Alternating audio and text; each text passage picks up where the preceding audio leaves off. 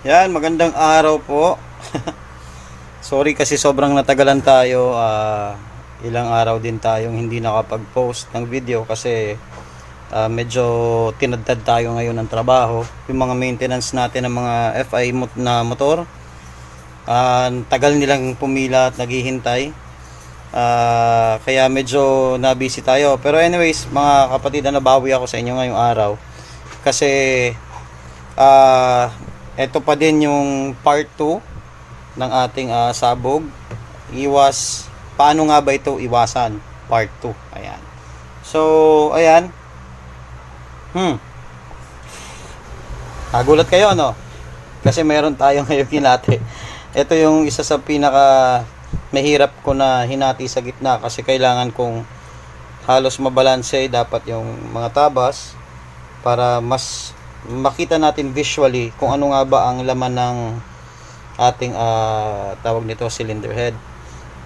Itong cylinder head na gamit ko ngayon na tinabas ko, ito yung aking ginagamit dati pang daily. Naka iPort Headworks to. Kinabit ito sa motor ng aking kaibigan si paring Mike Colliantes na naka 59 dati, 59 power stock stroke. At medyo maganda ang naging response nito dahil sa ginamit natin na technique supporting intake at exhaust. Yun nga lang, syempre after 2 years na ginagamit niya, may mga bumigay na piyesa. So eto, luckily hindi ito nag-cause ng sabog yung piston, yung piston, nabutas, wala. Ang nangyari sa kanya is nagkaroon siya ng chip off dito sa may bandang exhaust. Umalog na siya sa kalumaan, tsaka nabiyak na siya. So dahil doon, pinalitan na natin yung head. Okay?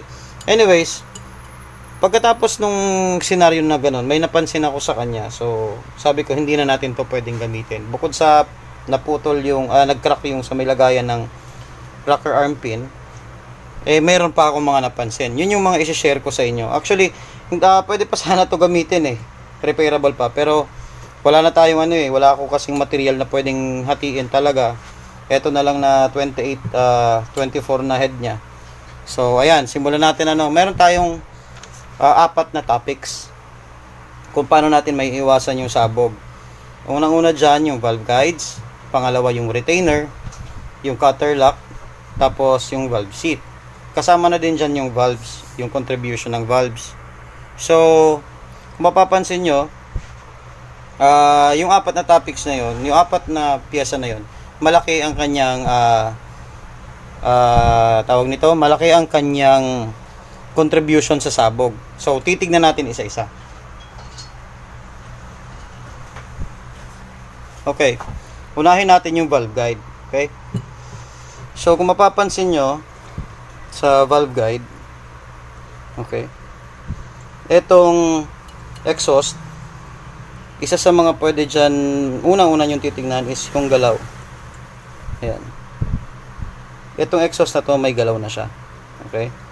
So, possibly, nung tumatakbo to, nung nagluluma na, nung lumuwag yung pin niya dito, yung rocker arm pin, nagkukos na ng sway yung rocker arm. Kumbaga, umaalog na siya, gumaganon.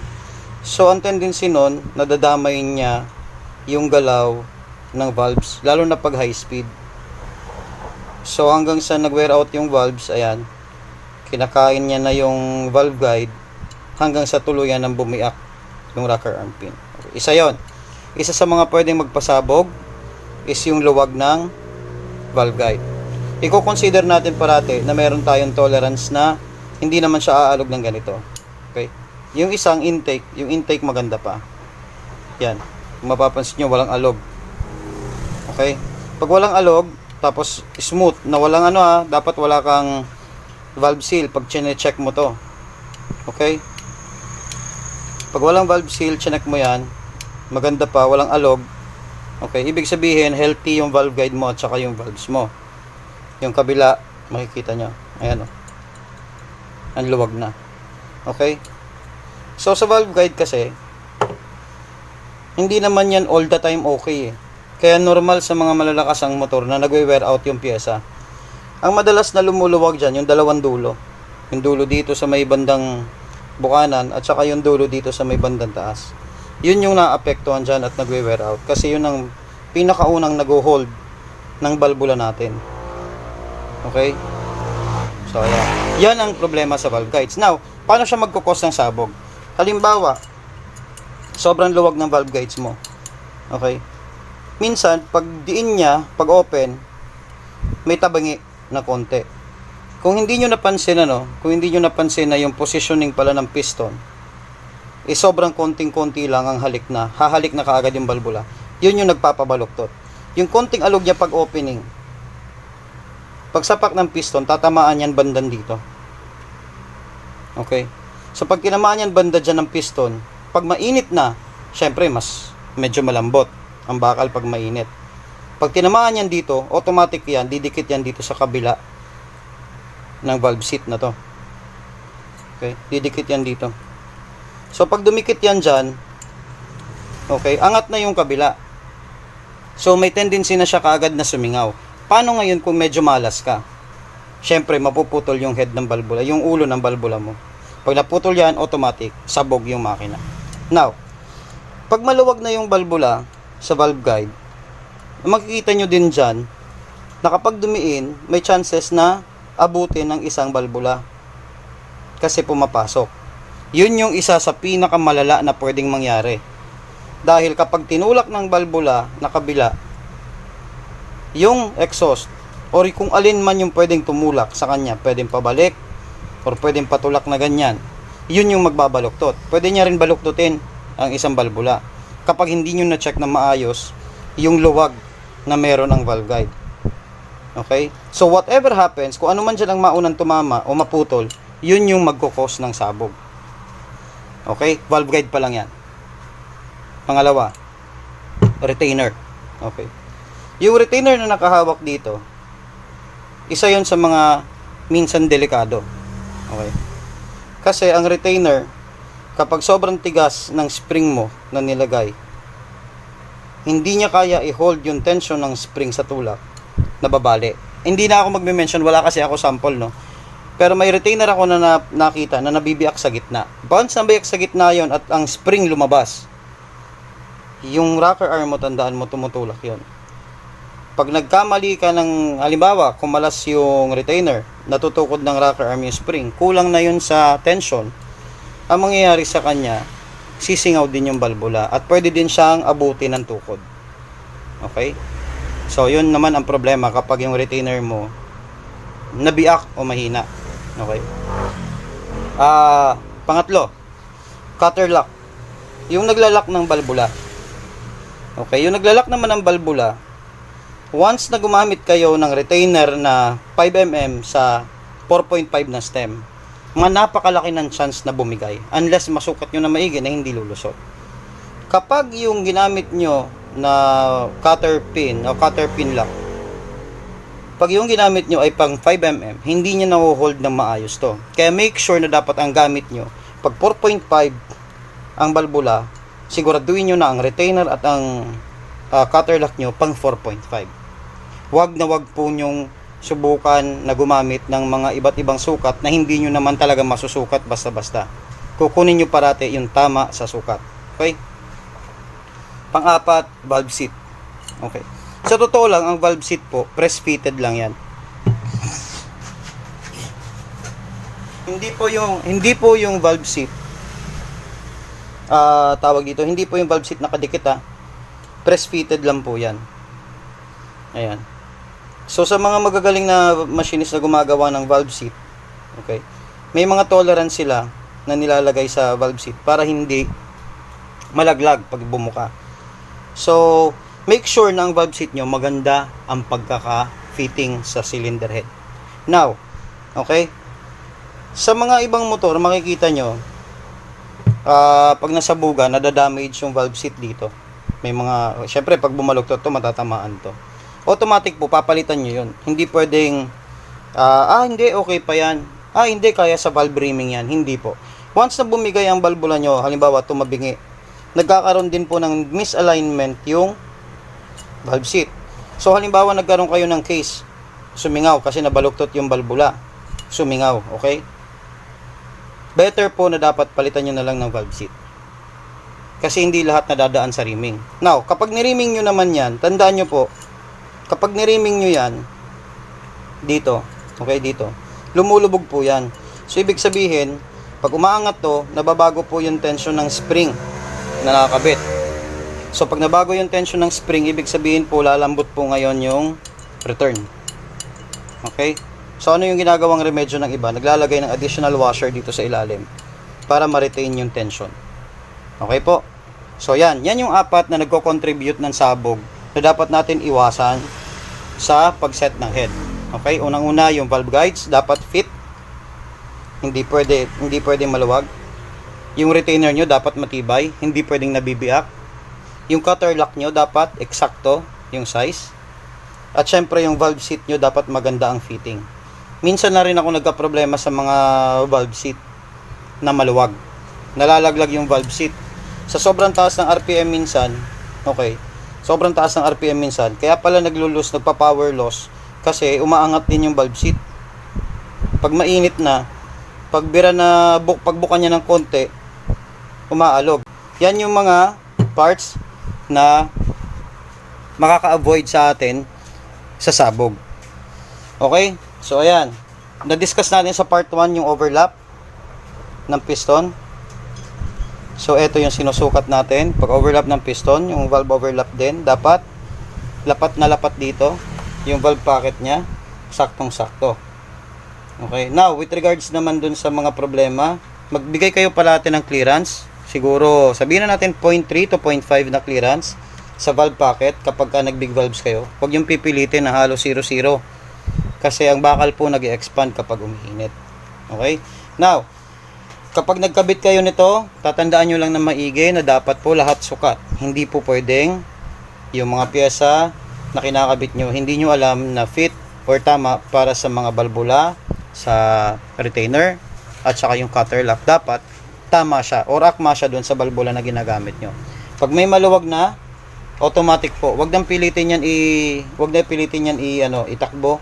Mas maganda po na ibabalik natin siya sa normal state ng kanyang fitting. Gaya nitong intake, napakaganda pa. Okay po. So, bigyan natin ng konting bonus. Okay, na-discuss natin yung cylinder head. Now, ano pa ba yung mga nagpapataas ng palo nito? Okay? Marami po. Nandyan pa yung rocker arm ratio, yung tinatawag natin na rocker arm ratio. So, kapag nagpalit kayo ng rocker arm, okay, ito yung tappet, ito yung center ng lalagayan ng pin, tapos ito yung tappet adjustment. Okay? Ito po, lahat ito may sukat. Okay? So, kapag po yan, nagkakaroon ng mga adjustment, yung center nito, tapos center nito, nagkakaroon po ng additional na lift.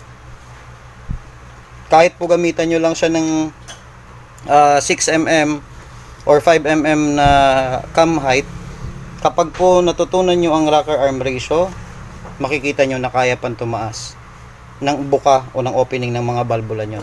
So, ito pong tinuro ko ngayon, napaka-importante po nito. Okay? So, ayan, ulitin ko, no? Etong bonus na to, pwede kong gamitin to na head para maipakita sa inyo sa next video kung ano man yun. Pero tatandaan nyo po, sa pagset ng head, yung mga nabanggit ko, para maiwasan yung sabog, dapat po alam nyo yun lahat. At the same time po, dapat po nababasa nyo lahat. Okay? Alam nyo dapat yung rocker arm ratio na tinatawag. Ito po yun. Okay? Pwede na po kayong mag-advance ng research para mas lalo pa po kayong ma-enlighten. Okay? Rocker arm ratio, cam lift. Okay? Tapos yung valve lift. Ayan. Yun. Marami kasi nagre-request sa akin tungkol sa degree wheel. Pero honestly, hindi kasi natin pwedeng puntahan yon nang hindi tayo dumadaan sa ganitong proseso. So, bali, kailangan muna natin, alamin muna natin yung mga dapat natin na makita para mas lalo natin itong maunawaan. So, tatalon tayo doon sa degree wheel, no? Soon. Promise ko yan sa inyo. Pag dumami na ang ating viewers lalo, ilalabas ko pa yung mga medyo complex na, para at least kahit papado pwede silang magsimula sa step 1 pasunod-sunod hanggang makarating sila sa degree wheel. So yun na yung pinakaano natin. Bali, aralin natin yung sistema ng pasunod-sunod para matapos ko man lahat ng topics ko, lahat ng vlogs. Sabihin natin kasi hindi naman ako forever talaga magva-vlog. So pag natapos natin yun, pwede ko na lang hayaan sa inyo yung pagpapalago ng subscribers natin, at the same time maging reference na lang ng karamihan yung mga sakripisyo natin na ginawa dito. So ayan, mga kaibigan, so asahan nyo na sa susunod i-discuss na natin tong mga nakasulat dito, yung sa rocker arm ratio especially, para malaman natin, gagamitin natin to ulit. Kaya abangan nyo po yon, kasi doon sa part na yon medyo kagilagilalas yung makikita nyo. Okay po mga kaibigan. So ayan, maraming salamat po. Shoutout po muna tayo. Ayun mga kaibigan, shoutout po kay Brian Reyes, kay Trailer Buddy, Manggogoyo, Vlogags, hi sa Jam Motovlog, Motopops Pampanga, ayan, Edison Ramos, Jack Francisco, Skillful Gaming, Percival Junior Labrador, from Sarangani Province, ayan, sa bayan ni Senator Manny Pacquiao. Ayan, Jason Ray Gaming, Magsaysay, Davao del Sur, Michael Siming sa Taguig, Axel Rovelo, Masbate City, ayan, Tyron Solomon, Emmanuel Guyot from Dasma Cavite, Jose Antonio Oliveros, tapos may couple and Husky, shout out sa dalawang magaling na mekaniko. Ito mga tropa to, kay paring John Hamilito Sadjo from Jansan, tsaka si Papa Rowan A Plus sa Santo Niño. Okay, at sa lahat ng defectives sa South Cotabato. Alright. Charlie Amican from Puerto Galera, Mindoro. Ayan, Atan Works, Backyard Motoback Scooters from Iloilo, Neil Dadios, Jolly Carapatanta, Moto Chucks TV, or si Matthew Chavez. Ayan, Also Riders by Raymond George. Ayan, tapos meron pa tayo dito si Frank Master Oliveros, at saka si Ervin Reliama, and of course ito yung sidekick ko, si Mark Rafael, si Kram Liafar sa Pitts Bike ECU Shop Makati. Ayan, of course kila Boss Mark Madera from Pitts Bike, sila Pets Escalante, tapos si Commander daw, ayan, si Malu Ablen ayan, tapos yung aking kapatid si Kuya Isko Espinas, ayan, tapos yung ating mga subscribers na ayun, nakakaligtaan nila magpa-shoutout. Anyway, pag magpapa-shoutout po kayo, dun po kayo maglagay sa latest video, kasi si Mrs. po yung nag-ano ng mga shoutout, naglilista. So pag may nakalimutan po na i-mention, siya po yung may kasalanan, hindi po ako. Yun, okay. So paano yan? Next time ulit, kita-kits tayo ulit. Maraming salamat po sa inyo, kasi hindi nyo po ako pinapabayaan at nandyan kayo para sumuporta. Okay, sana po tuloy-tuloy po tayong lumago at magtulungan. Yung mga haters natin dyan, yung mga bashers natin, tanggalin natin yung sistema, kasi wala naman silang puwang dito sa mundo. Ngayon, mag-enjoy na lang tayo sa natututunan natin, share natin yung knowledge, mas lalo natin palaguin ang ating learnings.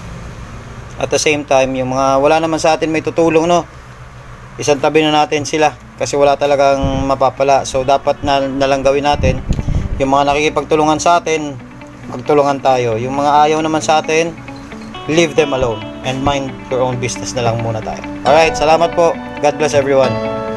Peace.